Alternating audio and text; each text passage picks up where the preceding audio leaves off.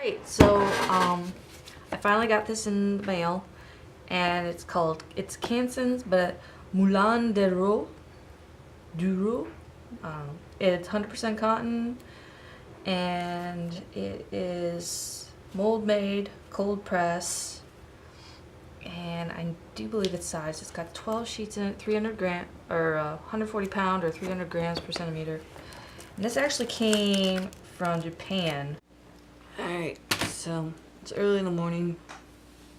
I'm tired of redoing these. This is the Moulin du Roy. And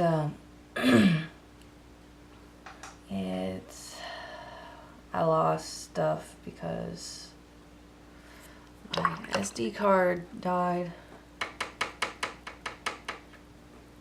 And I'm redoing it again. I'm just so tired of that. You guys let me know what type of cameras you use. Maybe I should get a different camera. I don't know. Sorry, my voice is hoarse. It's early in the morning, like I said. And so I'm just kind of not really with it. The shipment actually came from Japan for this. I had to find it on Amazon. And it's a bit rough. It's not so bad.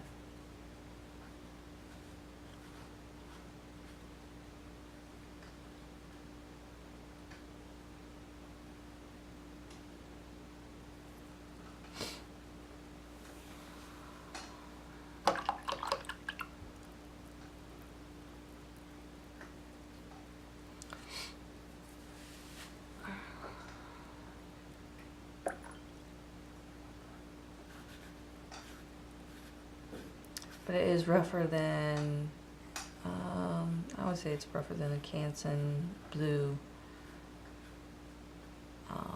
But I think it's smoother than Arches. Than the Arches cold press.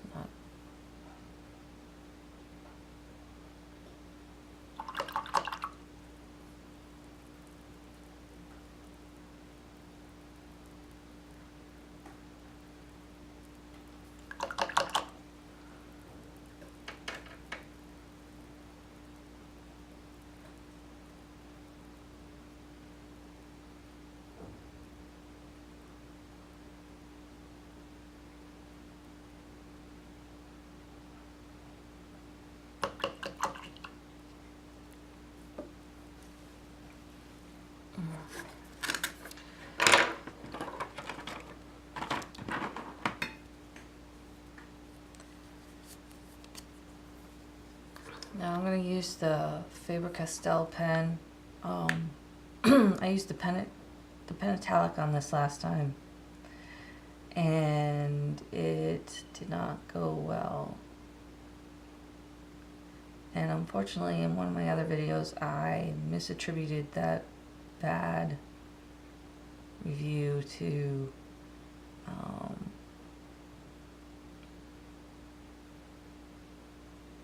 the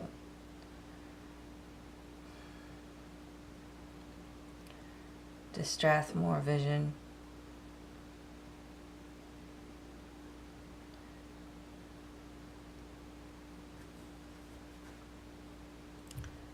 And the reality is that it was the Canson or the Moulin du Roy. Man, I really gotta not do this so early in the morning.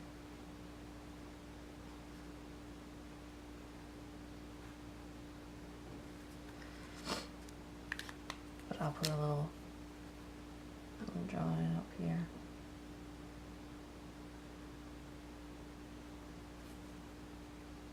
I have no idea what that is. It's just a drawing so that you can see how things work. We'll see if things will work better with the other ink.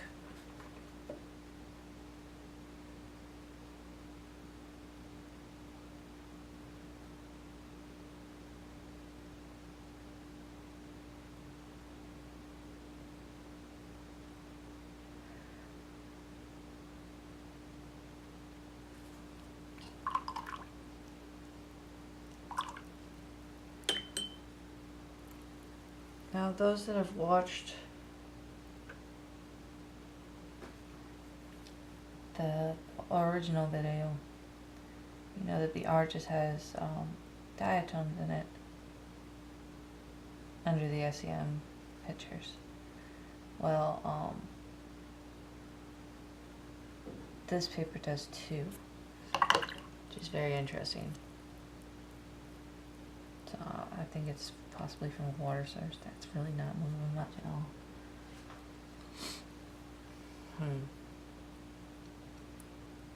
Alright, dry it on me. Alright.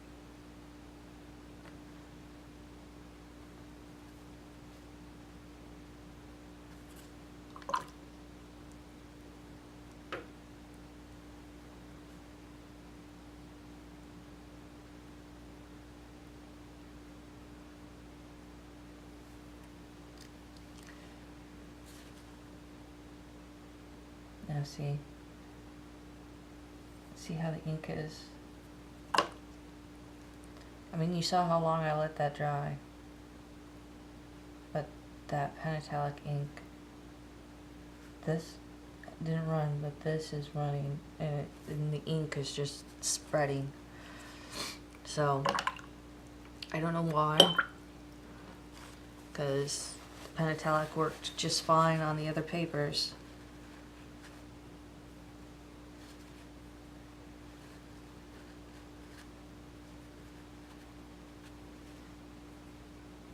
But not bad lifting. And this looks beautiful. This is, it's still a bit grainy, but it's pretty nice. But that purple is grainy. That's just the way it is. But yeah, you have to make sure, check what ink pen you're using. Since I'm doing illustrations, I mean, it wasn't too rough to do my drawings on. It's a little rough, but it wasn't too bad. But you'd hate to do a drawing and then have your ink run when you paint over it. So whenever you get a new paper, check your pens and your ink, you know, and try this out on your new paper so that you don't ruin your drawing. Something important, you know, do some doodles on it. Alright, I'm gonna go back to bed. Bye. So here's another couple papers I found. The Strathmore 500 series. I actually picked up on Amazon. It's ready cut watercolor paper. It's 100% cotton, acid free, archival. And I believe that it's made in the USA, and I also got it as cold press, but it doesn't say that it's sized. 140-pound weight. Undersized mat sheets. Anyway, so I picked this up because it was recommended to me, so I'm gonna try it out. And then I don't have the paperwork anymore, but I have it in another video, B paper, and that was found at Hobby Lobby, and that was also 100% cotton, acid-free, archival, and internally and externally sized. So that was at Hobby Lobby, which was nice. And I made I put all of them and made myself a little watercolor journal so that I could keep it all together. I don't know if I'll do the same thing for this. Problem with this is, like, you know, I got holes in it, so anyway. So let's get down to this because it's a long video anyway. And we'll do the same method of a red-blue gradient.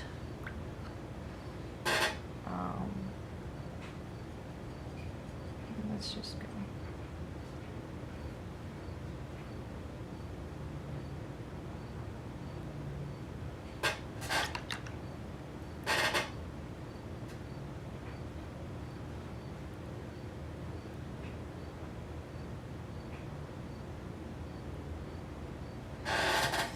And this is a lot rougher than the other cold presses I've done.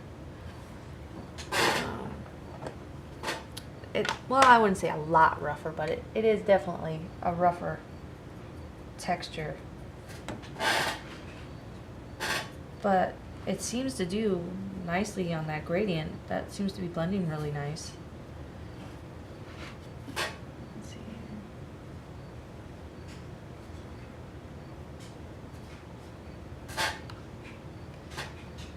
So I didn't cut these sheets down because they're small enough that, you know, if you cut them down, what are you going to use the rest of it for? So you might as well just use the whole sheet. Plus it gets me to practice my gradients a little bit better.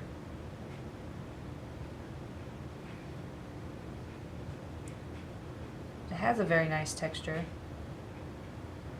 You know, it's a bit rough, but it's not bad.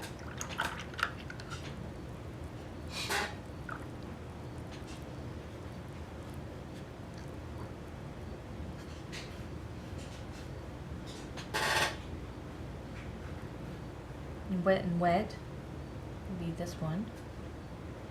Now, I don't know if you watched the original video, I'm using these colors. These are M Graham, and I like using the purple for the gradient because the purple actually it's a cobalt violet, and it has a granular feel to it. It has some greens going on, and so I like using it just to show the texture of the paper. And in the first video I used red and yellow in this section in the Wet and Wet. I didn't feel like the yellow really showed up too well, so that's why I'm doing it this way. And then also, if you didn't watch my twin rocker video, I am using my ink pens to see how the paper reacts for illustrations. And so let's see here.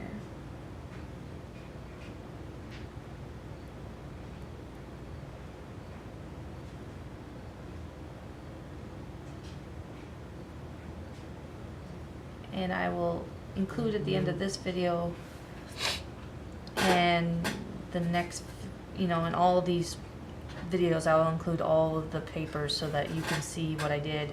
You just won't watch it actively happening.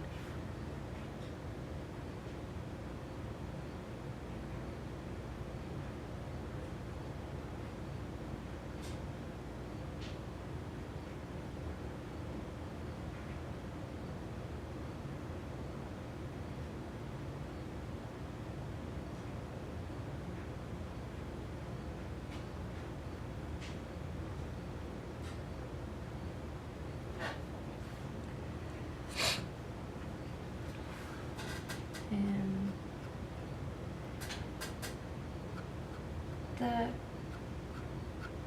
there's definitely could be some issues with graininess.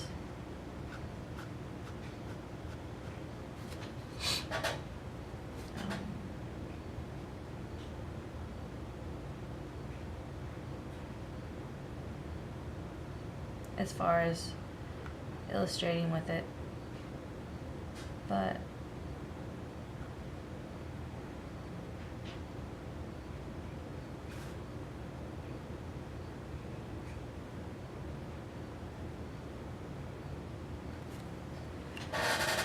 let's see how.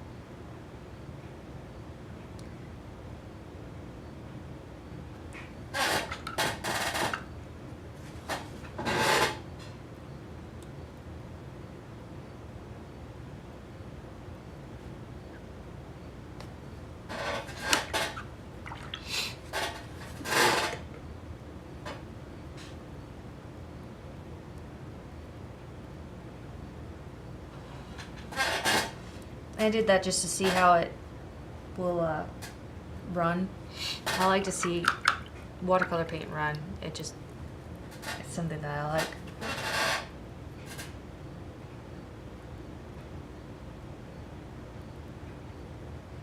And I guess it's technically wet and wet, but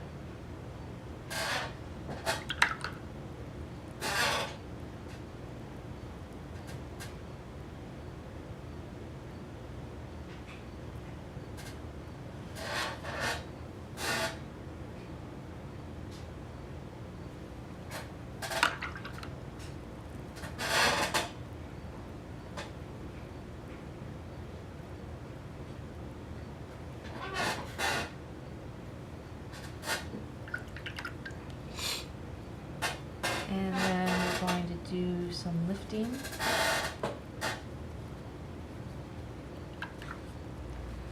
Because that is something that I've tried out on the other papers. And it seems to do a really nice job of lifting. I mean, there's not a whole lot left there. Now, granted, it wasn't a real, dense.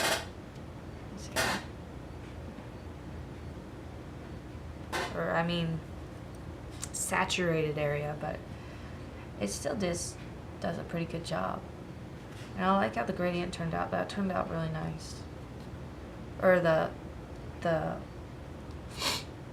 gradient. This is the wash. Don't listen to me. I don't know what I'm talking about.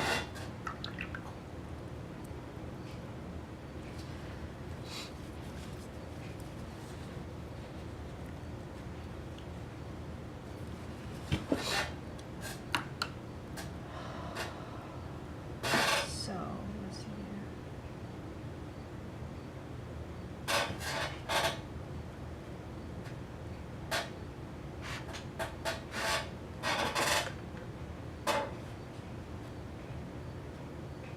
So this is the B paper, and it has a very interesting textured weave going on.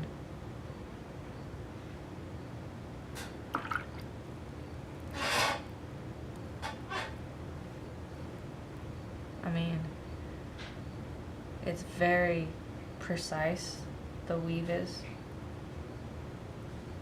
I mean, you can see a texture here, but this is like woven, which is fascinating to me. I'm curious what it'll look like on the SEM.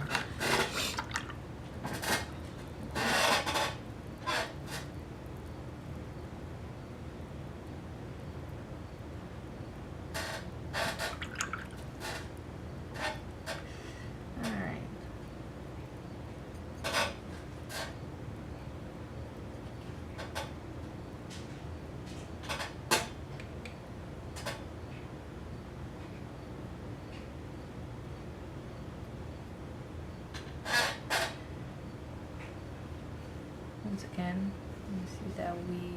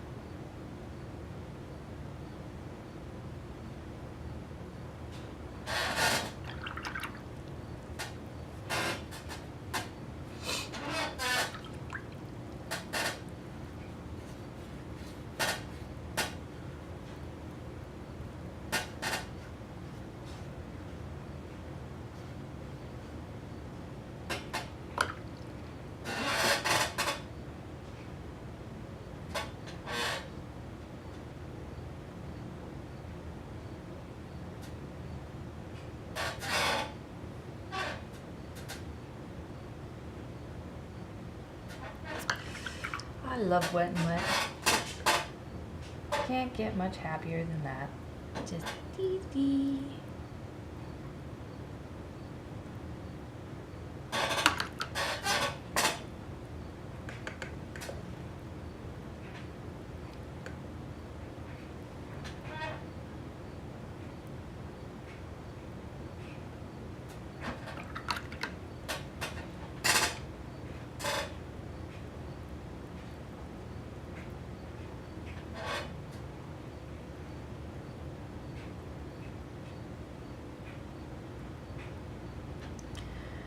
You definitely can see the texture going on.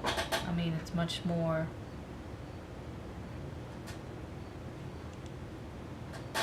pronounced.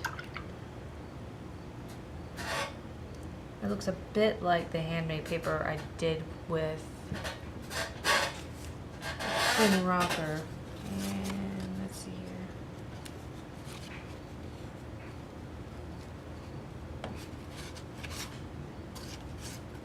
Yeah, like the rough, you see how it feathers out. It's doing the same thing as the Twin Rocker rough cotton rag. So, I can't remember if this is a handmade paper or not. I don't think it is. And in case any of you are wondering, I'm using a .05 penitalic illustration pen for the drawings, just to be consistent.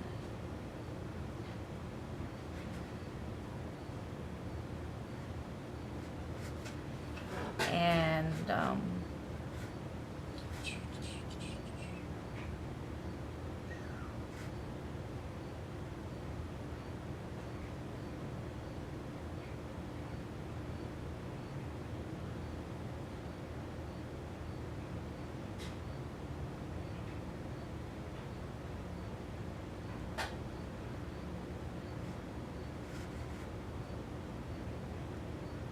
like the little mushroom caps. It's strangely therapeutic to draw little mushroom caps and dandelions. I don't know why. There's really no good reason for it, but I like drawing them.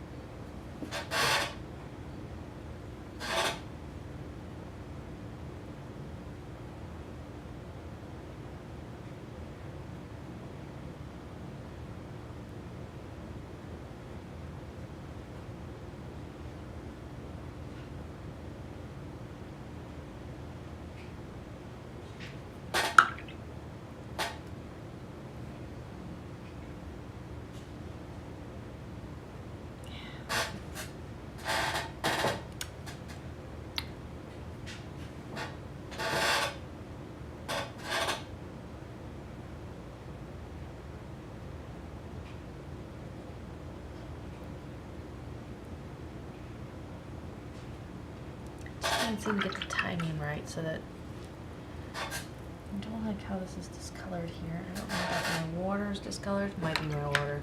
It's probably my water.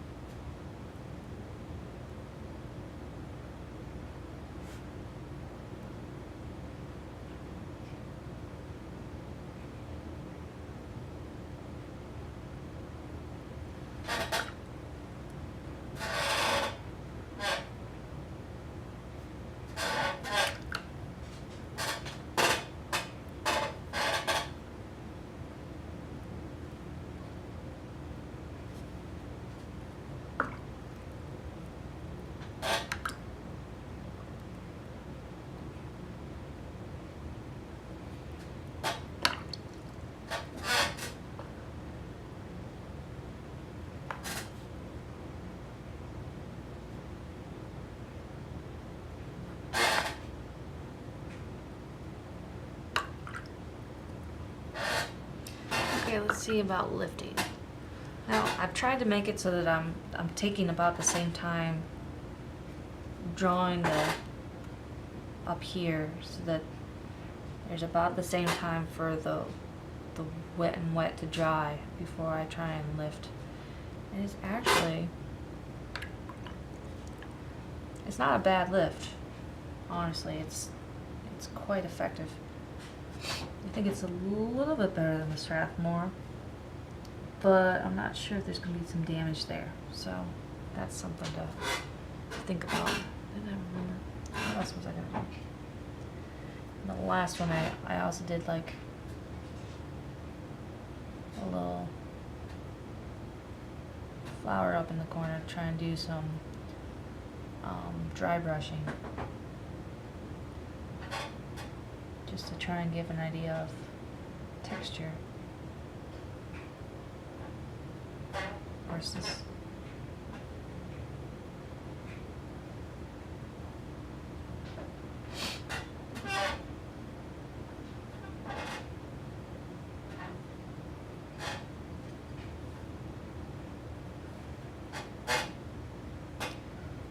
the Strathmore is definitely a much more textured surface.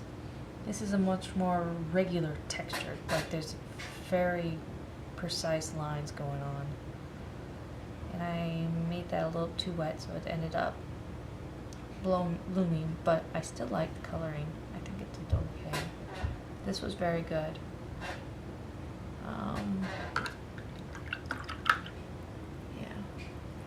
Like I said, I will show you all of them once they're dry, and I will run them on the SEM and show all of those at the end of each video so that you can kind of see all of them together, and so not one video is like super long. Okay, so